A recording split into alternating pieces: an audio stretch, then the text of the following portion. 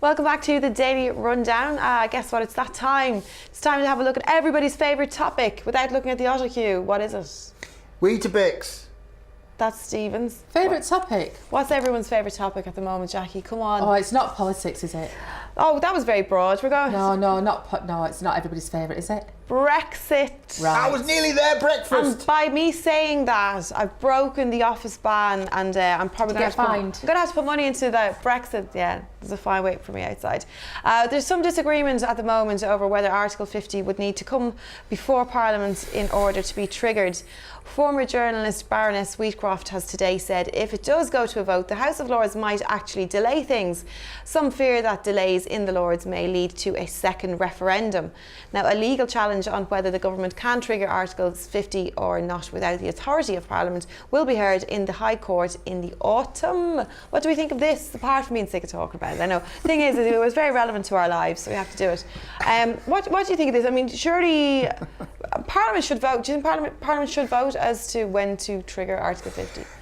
Well, I would really hate to be somebody who voted leave on the 23rd of June and we're now sat on the 1st of August talking about I hate to be me.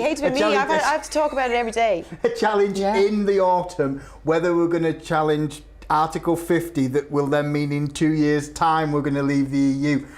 If you're tired of talking about Brexit now, you strap in, because this is going to be about the next.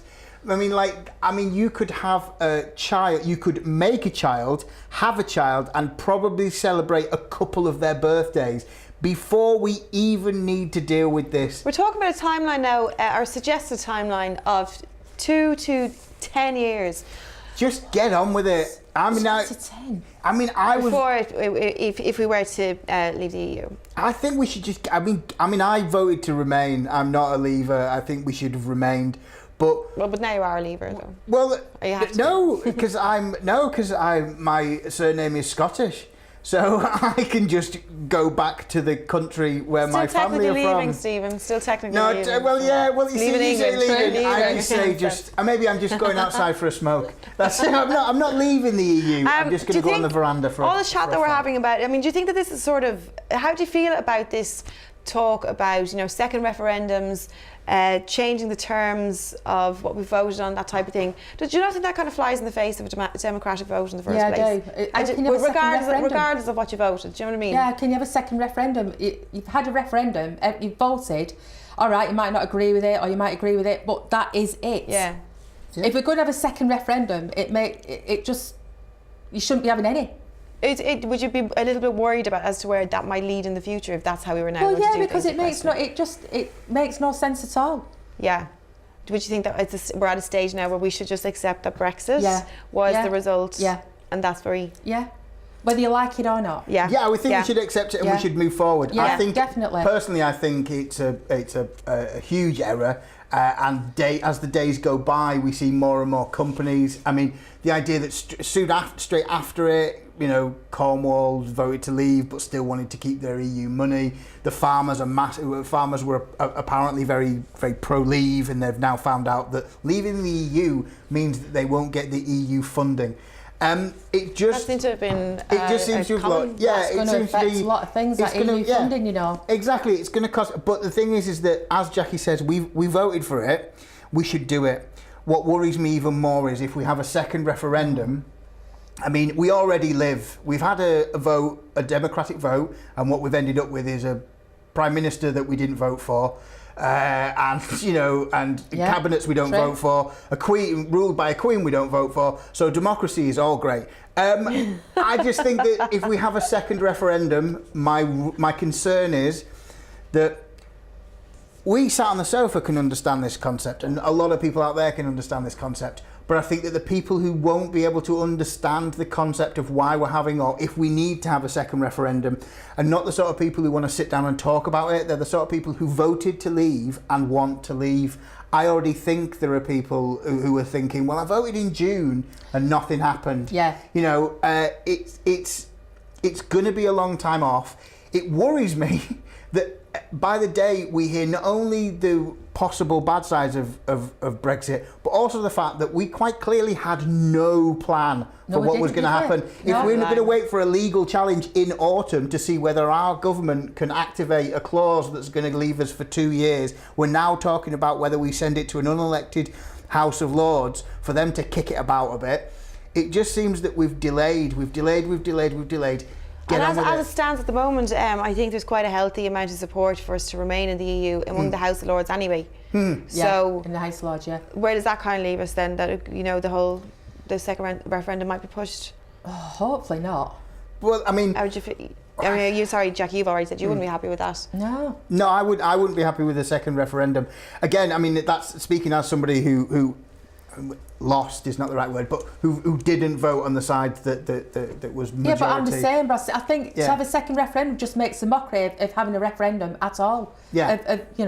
It could have gone the other way as well, couldn't it? Yeah. Of course it could. You wouldn't like that soon. I mean, instantly, I think we could get the country behind it if we just put the words Simon Cowell's in front of it. If we describe it as Simon Cowell's EU referendum, right, I think millions of people would vote. Well, you've really lost faith in humanity, haven't you? No, I haven't lost faith. Do you feel like we're more interested in something if Simon Cowell is attached to it? I feel that statistically more people voted for the X Factor than the percentage of people who voted in the referendum. I just think that we live in a world where in a few short months we might have Donald Trump as the president. That's really scary, that. I know we don't live in America, but it's still scary. The equal side of that is, imagine if we had Alan Sugar as Prime Minister, and every time he wanted to release a Trident, he'd be like, Trident missile, you're fired. It would be so bad. I just think it's... That's a bit harsh on Alan Sugar. It's not, well, okay, yeah. I think it's harsh throwing him up against Donald Trump. Well, fair. Yeah, I mean, to be fair, it's where Alan Sugar should be, because he's lived his life being very good at being the second most popular thing. Because Amstrad was always the second best. He was always, Sir Clive Sinclair, the second.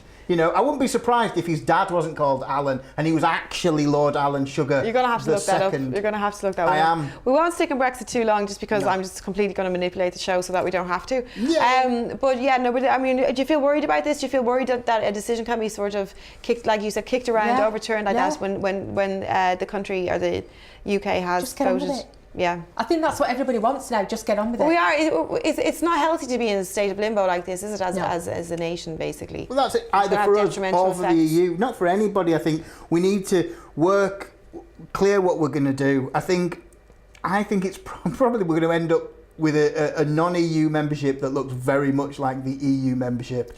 It just I just can't. We're not going to be able to have free movement of people and free trade. Just all these things that people haven't thought out, and all the leaders of the Brexit campaign have all just disappeared or said such stupid stuff that they can't be involved in frontline politics. They just have to kind of go away. It's the subject that just keeps giving, doesn't it? Does, and we don't want to receive it. Thanks very much, guys. Let's go to our next story. A head teacher has been accused of punishing kids for their poverty by threatening those who don't pay for lunch with isolation. On Friday, a letter was addressed to parents who are a week behind on payments. It appeared to charge them with a £75 lunch bill.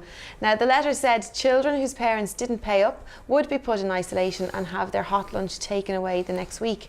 It added only when the entire outstanding sum is paid in full will they be allowed into lunch with their classmates.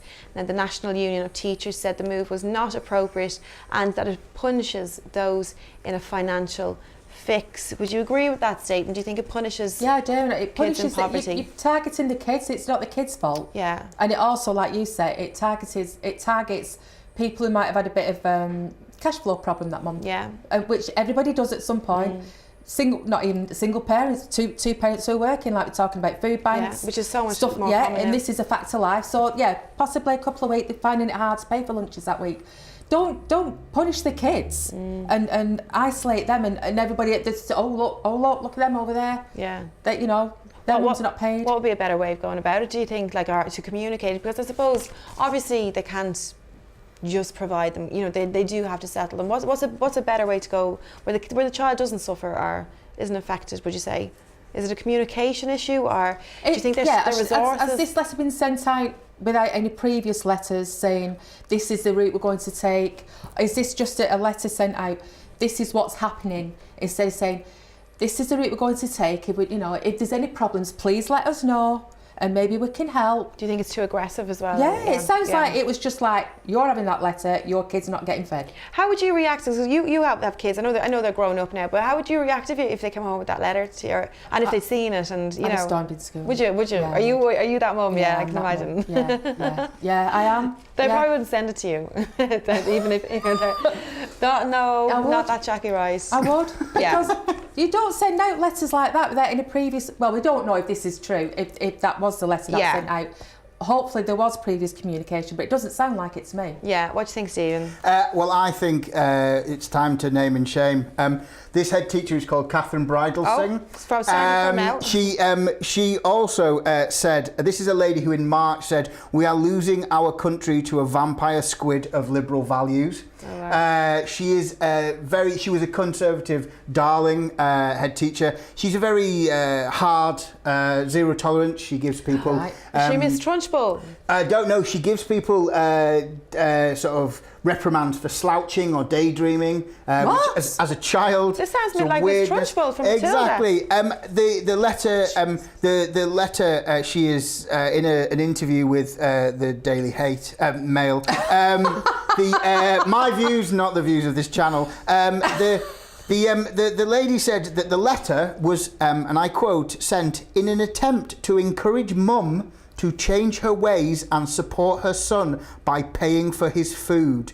Now, personally, that doesn't sound like a teacher attitude to me. It seems very harsh. This letter was sent out, it was addressed to Dear Parent. Right. The lady who received this letter suggests that she'd already made the payments, she was already up to date.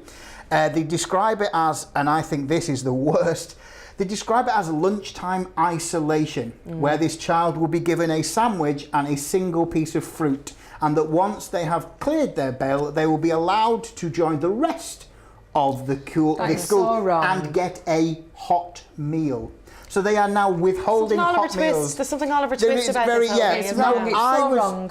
I was, my mum's a teacher. I was raised to believe the no child left behind. Apparently in this school, it's no child left behind unless you pay some money, and then we'll just leave you in isolation. Now, telling a child that because their mum can't afford to pay leaves them in isolation is pretty much the opposite of a great scheme I saw recently, which is there are libraries across this country who are opening up their doors to children, and they can come in, they can read. The idea is that they get a book that they read over these 6 weeks. They read it in the library during the day, and they are given fruit and juices, and they're given food because, as we spoke about before, and as we've spoken before, some parents dread the school holidays because they have to cover, as you say, the extra money for that. This is fantastic. Facilities. I think that is. I think this school is.